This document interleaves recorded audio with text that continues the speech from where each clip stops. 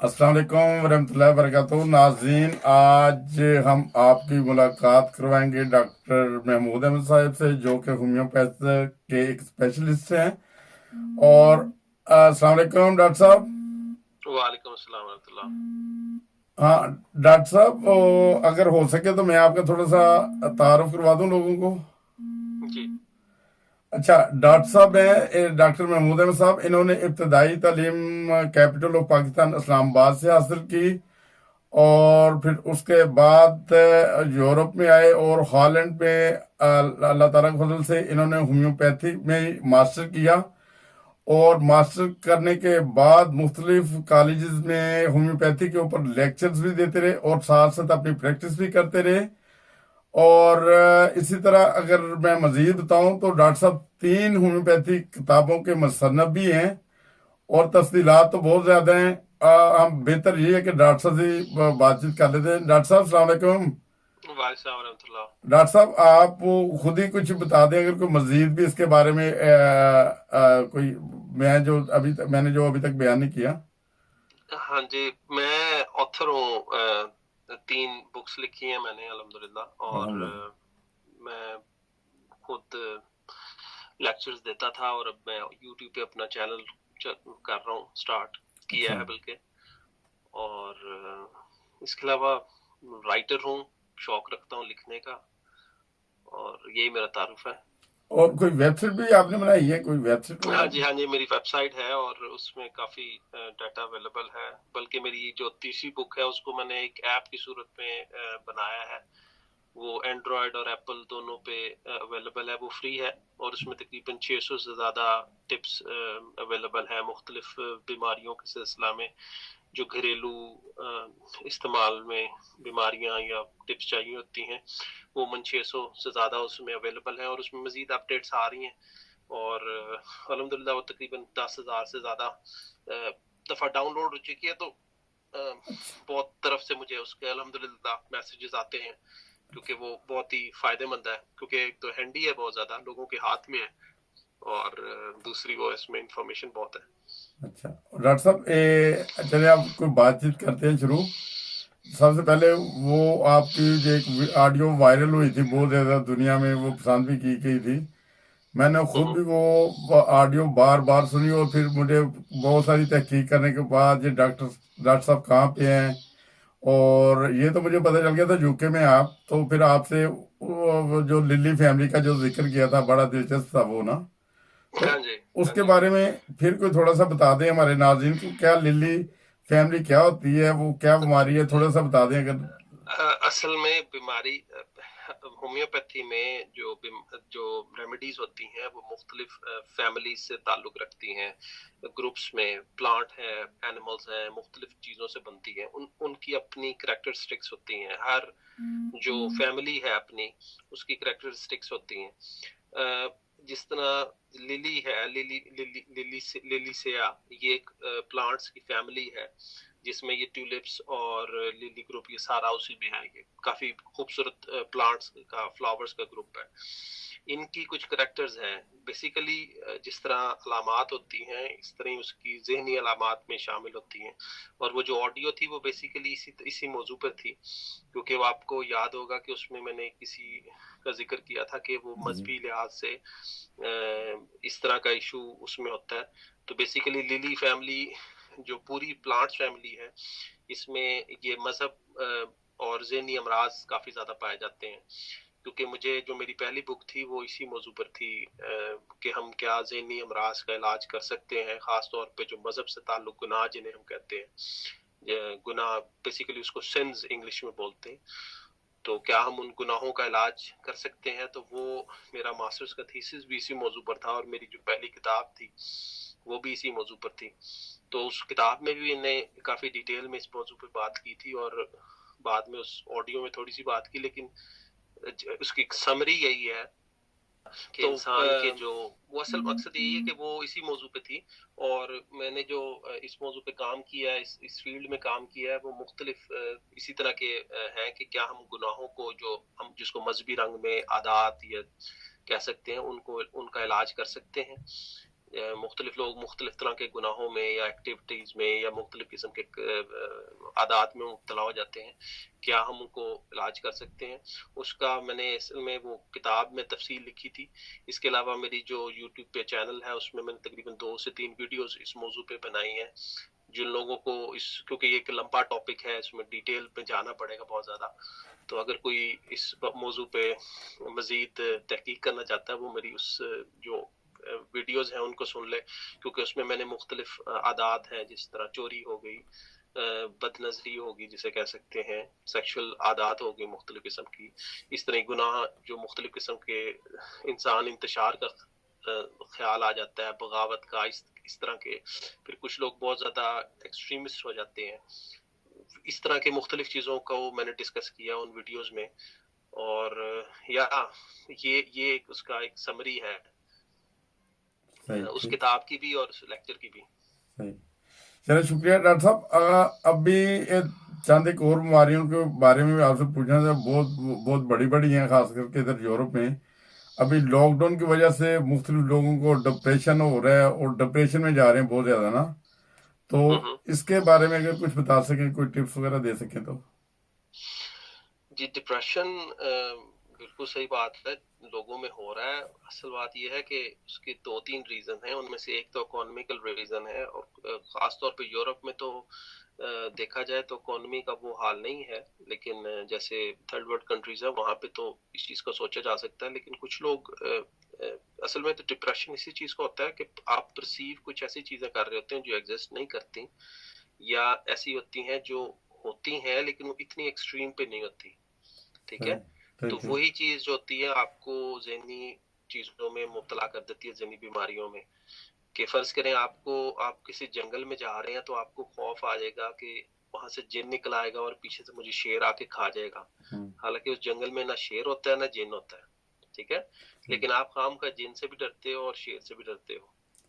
تو اسی طرح جو ذہنی امراض ہوتے ہیں اس میں اکثر میں یہ ہوتا ہے کہ وہ چیز ایگزسٹ نہیں کرتی جو ہم پرسیو کر رہے ہوتے ہیں، جو ہم سوچ رہے ہوتے ہیں. ٹھیک ہے، لیکن ہمیں اس سے ڈر آ رہا ہوتا ہے اور ہم اسی ڈر کو لے کے تو بیٹھے ہوتے ہیں، پریشان ہوئے ہوتے ہیں.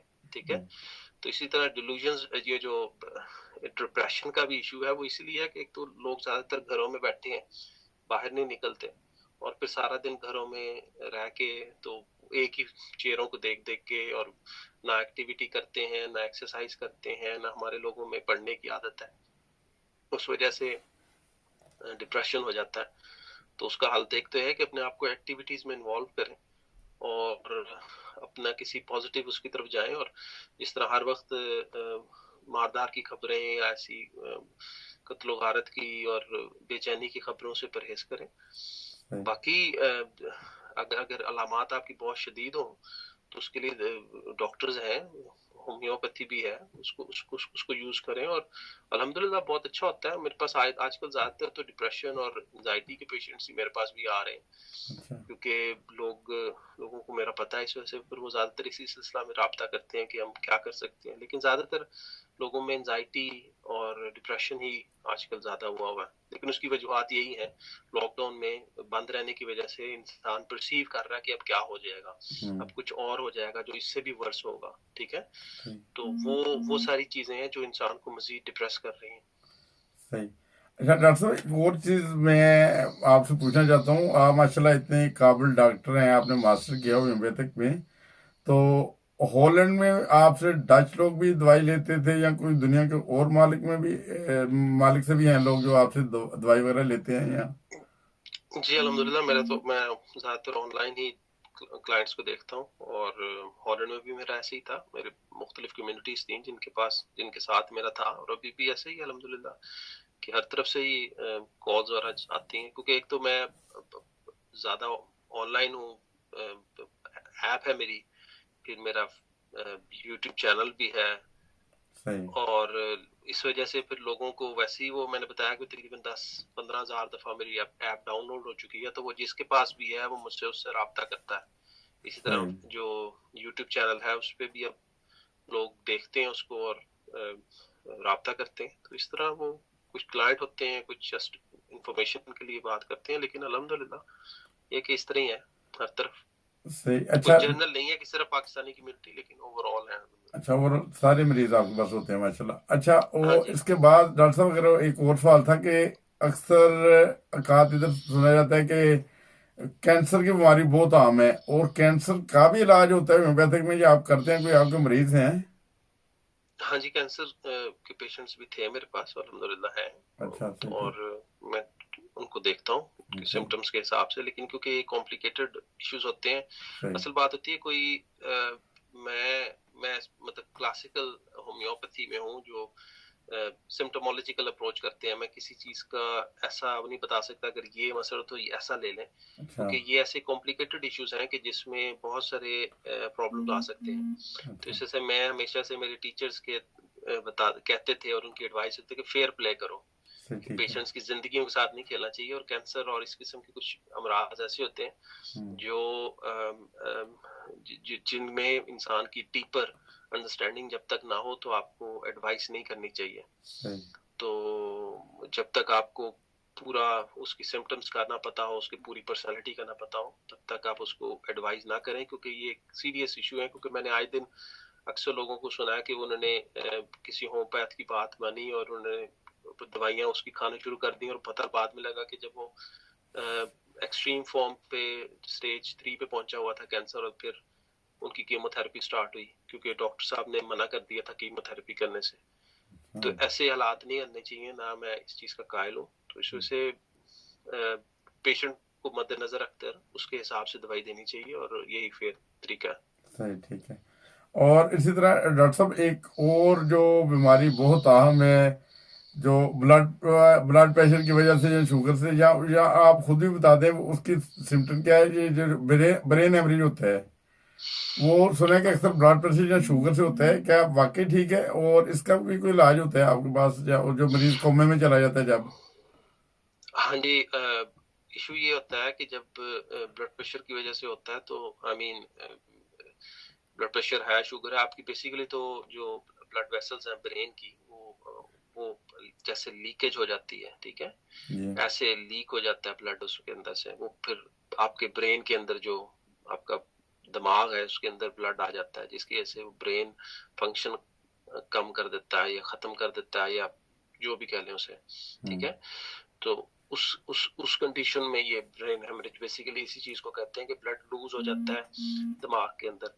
تو اس کو ٹریٹ کرنا چاہیے، اور اس کو ٹریٹ ہوتا ہے. وہ الحمدللہ میرے پیشنٹ آتے بھی ہیں اور آئے تھے، الحمدللہ ٹھیک ہوتے ہیں. لیکن یہ ہے کہ یہ ایک کافی ایمرجنسی ایشوز ہوتے ہیں، اور اس میں اگر آپ کو پہلے سمٹمز کچھ آ رہی ہوں پھر تو ٹھیک ہے، پھر آپ دے سکتے ہیں. لیکن جب آپ ہاسپٹل چلے گئے ہیں تو پھر مشکل ہو جاتی ہے. لیکن عموماً اس ٹائم کچھ ایسی ریمیڈیز ہیں جیسے آنی کاورا ہے، وہ بہت اچھا کام کرتی ہیں برین ہیمریج میں. اور خاص طور پہ اگر پیشنٹ کوما میں چلا جائے تو ایسی کنڈیشن میں اس ٹائم دوائی منہ میں تو ڈال نہیں سکتے، پھر آپ اس کے ماتھے پہ یا ہاتھ پہ یا پاؤں پہ مل سکتے ہیں، کیونکہ ایٹ لیسٹ پیشنٹس سے ملنے کی اجازت مل جاتی ہے. عموماً آج کل کرونا وائرس کی وجہ سے نہیں ملتی، لیکن عموماً نارملی اگر آپ کا پیشنٹ ہاسپٹل میں ہے اور آئی سی یو میں بھی ہے تو آپ ایٹ لیسٹ پیشنٹ کو دیکھنے جا سکتے ہو. تو ایسی کنڈیشنز میں آپ آرنیکا ہو گئی یا نیٹرم سلف ہو گئی یا اس طرح جو بھی انڈیکیٹڈ دوائیاں ہیں، ہیلیبورس نائگرا ایک بہت اچھی دوائی ہے، اسی طرح اور بھی کچھ دوائیاں ہیں جن کو آپ اس کے پیشنٹ کے سر پہ یا ہاتھوں پہ یا پاؤں پہ مل دیں تو وہ الحمدللہ اثر کرتی ہیں. اچھا ڈاکٹر صاحب، آپ نے اس ویڈیو میں ابھی جو پیغام ہے اس میں تھوڑی سی دوائیوں کو بتایا ہے. اس سے پیچھے وہ اگر وہ آپ بتا دیں کہ ڈپریشن کی بھی جو دوائی تھی اس کے بارے میں کوئی بتا دیں، جو نارمل کوئی سمٹم کوئی ہو تو جو دی جا سکے. ویسے تو آپ تقریباً وہ اچھی طرح مریض کو دیکھ کے پھر وہ چوائس کرتے ہیں نا دوائی کی. ہاں جی ہاں جی، اصل ایشو یہ ہے کہ جس طرح دیکھیں کمر درد ہوگی یا بازو کا درد ہو گیا، اس کی سمٹمز یہ ہوتی ہیں کہ کمر ہاتھ کو ہلانے سے درد ہوگی یا ہاتھ کو نیچے کرنے سے درد ہوگی یا آرام آئے گا.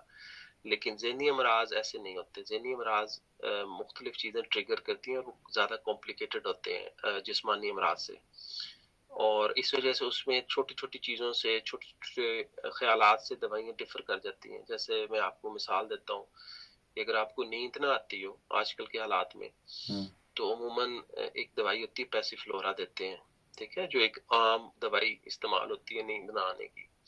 لیکن اگر آپ کو بزنس افیئرس کی وجہ سے کہ جی میرے حالات خراب ہو رہے ہیں اور میں نے بہتری پرفارم کرنا ہے، تو اس میں نقش و امید کا اچھا کام کرتی ہے، ٹھیک ہے. اور لیکن اگر آپ کے خیالات بہت زیادہ آ رہے ہوں مختلف قسم کے، ادھر سے ادھر سے مختلف خیالات آ رہے ہوں، بزنس سے ریلیٹڈ نہ بھی ہوں لیکن مختلف خیالات کا مجمع آپ کے دماغ میں آ جائے، تو اس میں کافی ایک دوائی ہوتی ہے. اسی طرح یہ مطلب ہے تو نیند نہ آنا تو ایک عام سی بات ہے، لیکن یہ تینوں چیزیں جو میں نے آپ کو سمپل سی بتائی ہیں تینوں ڈیفرنٹ ہیں. تو اگر آپ تیسرے مریض کو پہلی دوائی دے دیں گے تو اس کو اثر نہیں ہوگا، سمجھ رہے ہیں. اور اسی طرح آرسنک ہے، اس میں بھی نیند نہیں آتی، لیکن اس کی نیند اس لیے نہیں آتی کہ وہ انسیکیور محسوس کرتا ہے کہ بس جی اب لٹ کے برباد ہو گئے، سمجھ رہے ہیں. تو جو اسٹریمونیم ہوتا ہے اس میں نیند اس لیے نہیں آتی کہ اس کو لگتا ہے کوئی اب بس آ جائے گا اور کھا جائے گا، سمجھ رہے ہیں. تو یہ مختلف ایسی چیزیں ہیں، نیند نہ آنا ایک ہی مرض ہے، لیکن چھوٹی چھوٹی چیزوں کے ساتھ یہ ڈفر کرتا ہے، اور اسی لحاظ سے دوائیاں بھی ڈفر کرتی ہیں. میری بات سمجھ آ گئی؟ تو اس وجہ سے میں آپ کو ایک جنرل پکچر دے سکتا ہوں، لیکن ایک اسپیسیفک کرنا میرے لیے مشکل اس لیے ہے کہ کیونکہ جس طرح آپ کہہ سکتے ہیں کہ بازو کا درد ہے یا پیٹ کا درد ہے، وہ ایک اسپیسیفک ہو جاتا ہے. لیکن یہ کیونکہ ذہنی امراض بہت ڈیپر اور بہت کمپلیکیٹڈ ہوتے ہیں، اس وجہ سے اس کو جنرلائز میرے لیے کرنا ایک مشکل ہے. لیکن بہرحال میں نے آپ کو ایک چھوٹی سی مثال دے دی ہے. ٹھیک ہے. اور اسی طرح جو سب سے پہلے ڈپریشن کے بارے میں بات کی تھی، اس کی بھی اگر کوئی دوائی وغیرہ ایسی ہو جو اسے دی سکے. میں جنرلائز کر دیتا ہوں. ایک جس جنرلائز، طرح ہاں جی جنرلائز یہ ہے کہ آج کل انزائٹی کا مسئلہ بہت زیادہ پھیلا ہوا ہے. اس میں نے ایک ویڈیو بھی میرے چینل پہ اویلیبل ہے، وہ جو پہلی 3 سیریز ہے نا پیریوڈک ایلیمنٹ کی، کیونکہ میں کمپلیکیٹڈ لینگویج یوز کر رہا ہوں اس لیے تھوڑا مشکل ہوگا، لیکن وہ یہ ہے کہ اس میں لیتھیم ہے، بوریکس ہے، بریلیم ہے، پھر کاربن ہے، اسی طرح نائٹروجن ہے، کالی فوس. جس طرح میں آپ کو چھوٹی سی مثال عام لفظوں میں جو دوائیاں ہیں، وہ کالی فوس ہوگی، نیٹرومیور ہوگی، میگنیشیم ہو گئی، بیریلیم ہو گئی. یہ وہ چند دوائیاں ہیں جو عام طور پر بہت زیادہ استعمال ہوتی ہیں آج کل. جس طرح یہ لوگوں کو ہوتا ہے میرا دل بند ہو جائے گا، مجھے یہ ہو جائے گا، یہ ہو جائے گا، اسی کنڈیشن سے بوریکس یا بیریلیم اچھا کام کرتی ہیں. اسی طرح آج کل کیونکہ صدمے لوگوں کی وفات ہو رہی ہیں، ایسی کنڈیشن میں 2-3 دوائیاں جو ہیں وہ بہت اچھا کام کرتی ہیں. ان میں ایک نیٹرومیور ہے جو کسی کی وفات کے بعد عموماً لوگوں میں صدمہ پیدا ہوتا ہے، اس میں یوز ہوتی ہے. پھر ایک اگنیشیا ہے. اگنیشیا ایک سڈن جس طرح شاک کی صورت میں آپ کو آتا ہے اور لوگ سکتے کی حالت میں چلے جاتے ہیں، ٹھیک ہے، وفات کا سن کے، تو اس میں اگنیشیا ایک دوائی ہوتی ہے، ٹھیک ہے. اسی طرح ایک ایڈمس ہے، ایک دوائی جو ڈائمنڈ سے بنتی ہے. اس میں بھی فائنینشیل لاس کی وجہ سے، اگر بہت زیادہ فائنینشیل لاس ہوا ہے اور اس کی وجہ سے آپ شوق میں چلے گئے ہو، تو وہ اس میں ایڈمس اچھا کام کرتی ہے. اسی طرح ایک دوائی ہے بوڈلیا. وہ فرض کریں ایک ہی فیملی میں لگاتار 2-3 وفاتیں ہوئی ہیں اور اس کے بعد آپ کی پرسنالٹی بریک ڈاؤن ہو گئی ہے، تو اس میں بوڈلیا ایک دوائی ایسی ہے جو بڑا ہی اچھا کام کرتی ہے، بہت سودنگ ہے، بہت اچھا کام کرتی ہے. پھر آج کل لوگوں میں یہ بھی پرابلم ہے کہ والدین سے مل نہیں سکتے، یا ایک حسرت رہ جاتی ہے اگر وہ فوت ہو جاتے ہیں کہ جی اگر ہوتا میں تو کیا کر لیتا. ایسی کنڈیشن میں بھی ایک دوائی ہے اولیم، وہ میں تفصیل اس کی میری اس میں اویلیبل ہے، وہ ہے. اس میں بھی ریگریٹ رہتا ہے بندے میں کہ جی اگر میں کچھ والدین کے لیے کر لیتا تو شاید میں خوش رہتا یا یہ ہوتا. اس طرح مختلف چیزیں ہیں جو مطلب میں یوز کرتا ہوں، اور ایسی کنڈیشن میں آج کل خاص طور پہ ان کنڈیشنز میں بڑا اچھا وہ کام کرتی ہیں اور ہیلپ فل ہو سکتی ہیں. صحیح، بہت شکریہ ڈاکٹر.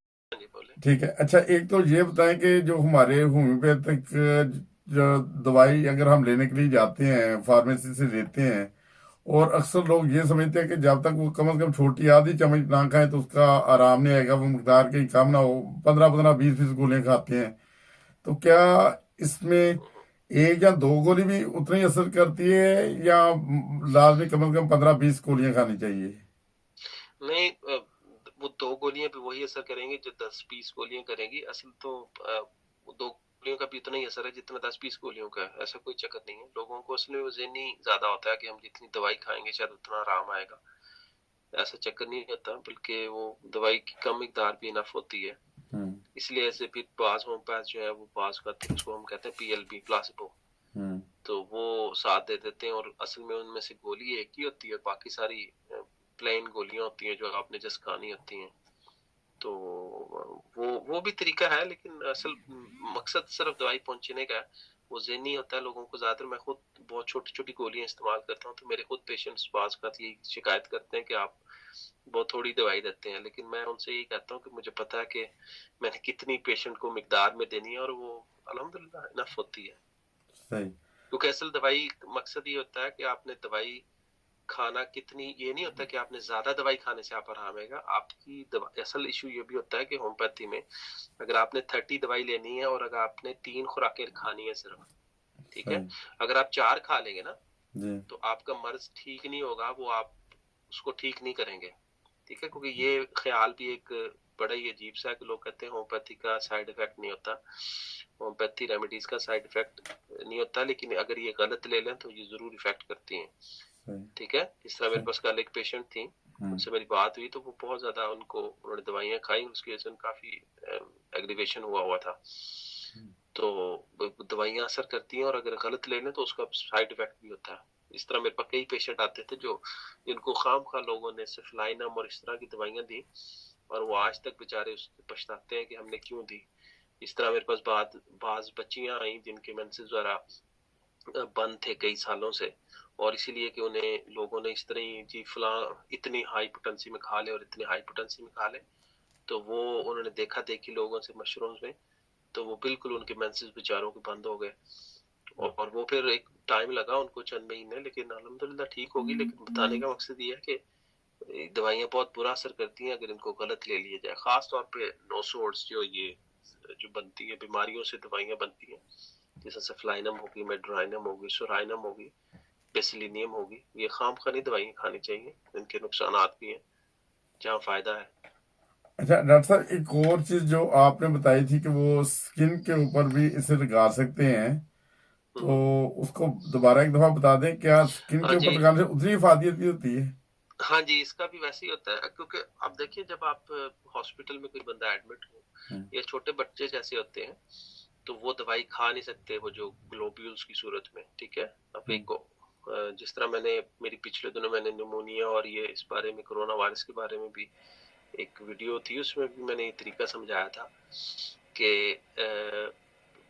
दवाई पहुंचाना क्या है कि आपने उसके माथे पे या हाथ पे, गर्दन पे या पाँव पे आप उसके चंद कतरे दवाई के डाल के तो उसको रब कर दें, और वो 4-5-6 मिनट तक, वो जब तक वो लिक्विड जज़ब हो जाता है तो तब तक उसको मले, और वही डोज होती है और वो असर करती है अल्हम्दुलिल्लाह। ऐसे ही है, मैं बच्चों को भी ऐसे ही रिकमेंड करता हूँ, क्योंकि बच्चे तो दवाई नहीं खाते ना, और गोली देना उनके लिए फिर बाज का ठीक भी नहीं होता, तो उनके लिए यही होता है कि मैं माथे पे उनकी माँ वगैरह से कह देता हूँ कि मल दे, वो अल्हम्दुलिल्लाह काम करती है, एक तरीका है होम्योपैथी, और कुछ लोग या ऐसे ही देते हैं।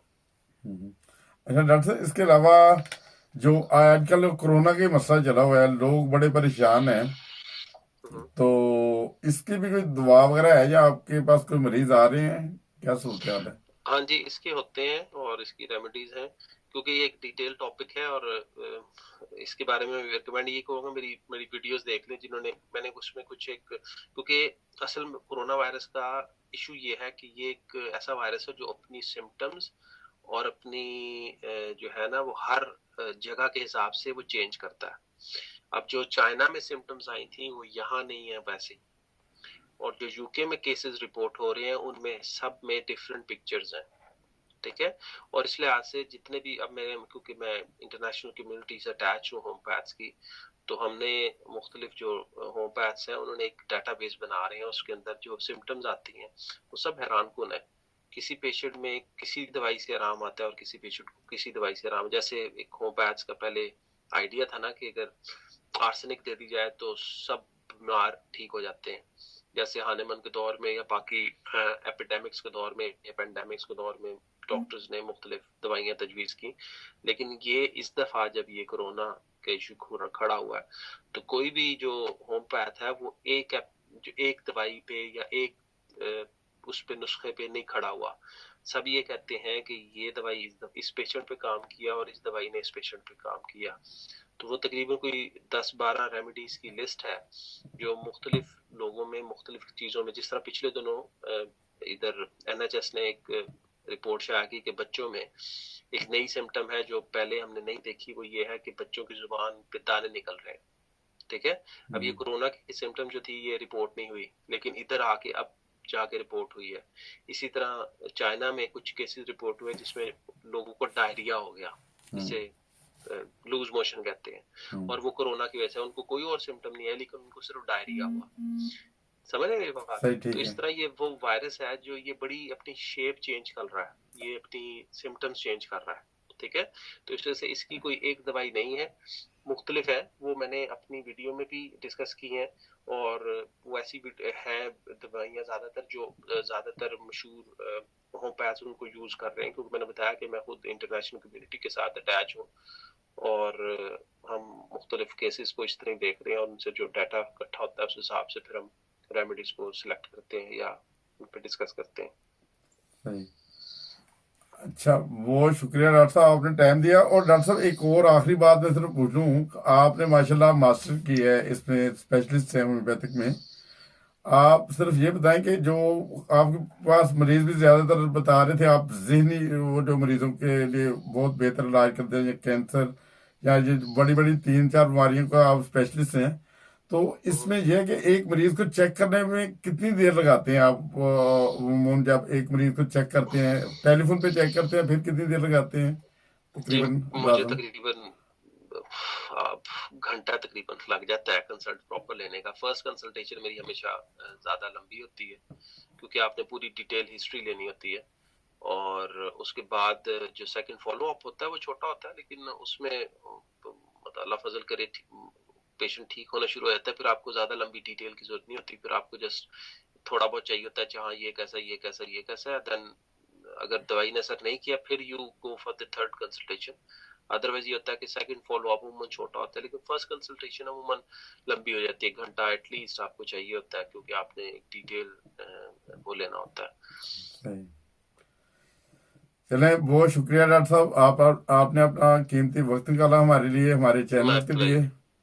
مائی پلیجر جی. ہمارا اور ڈاکٹر صاحب یہ اگر اجازت ہو تو میں آپ کا ویڈیو جو یوٹیوب کا لنک ہے وہ بھیج سکتا ہوں دوستوں کو، ہاں جی، اور ٹیلی فون نمبر بھی. ہاں جی، میرا چینل کا ہے ہومیوپیتھی فار ایوری ون، یہی میری ویب سائٹ .com ہے، homeopathy for every one .com. میرے یوٹیوب کا چینل بھی ہومیوپیتھی فار ایوری ون ہے، اور میری ایپ جو ہے جو فری ڈاؤن لوڈیبل ہے، اور اس میں میرا خیال ہے کہ جو بھی ڈاؤن لوڈ کر لے وہ اس کو فائدہ ہی اٹھائے گا. وہ اس میں گھر کے عام جو استعمال ہونے والی بھی جو ریمیڈیز ہیں، نسخے ہیں، ٹپس ہیں، وہ اس میں اویلیبل ہے. تو اس کا نام بھی ہومیوپیتھی فار ایوری ون ہے، اور وہ اینڈرائڈ پہ بھی اویلیبل ہے فری، اور ایپل پہ ہے. تو وہ بہت اچھی ہے، اور تو اس کو ڈاؤن لوڈ کر لیں. تو ہر جگہ میرا نام ہومیوپیتھی فار ایوری ون ہے، اور آپ بے شک میرا شیئر کر دیں اپنی ویڈیو میں. ٹھیک ہے، میں انشاءاللہ تعالی آپ کا نمبر بھی شیئر کر سکتا ہوں، آپ کا نمبر بھی شیئر کر دوں گا، اور ساتھ ہی آپ کا یوٹیوب کا. اور دوستوں سے درخواست ہے کہ آپ ہمارا چینل بھی سبسکرائب کر دیں ساتھ ساتھ، اور ڈاکٹر صاحب کا بھی انشاءاللہ تعالیٰ. ڈاکٹر صاحب ہمارے چینل پہ کبھی کبھی ان سے اسی طرح کی کوئی ہومیوپیتھک کے بارے میں اچھی اچھی ٹپس لیتے رہیں گے، کچھ اہم باتوں کے بارے میں ان سے پوچھتے رہا کریں گے، اور پھر اسی طرح وہ ایڈوائز کرتے رہیں گے جیسی دوائیں، اس کا یقیناً ہمیں فائدہ ہوگا، اور عوام الناس کو بھی ہوگا فائدہ نا انشاءاللہ. تو ڈاکٹر صاحب آئندہ پھر انشاءاللہ تعالیٰ ملیں گے کسی دوسرے پروگرام میں. ضرور انشاءاللہ. تو بہت شکریہ، جزاک اللہ، السلام السلام علیکم علیکم، اللہ ورحمۃ اللہ.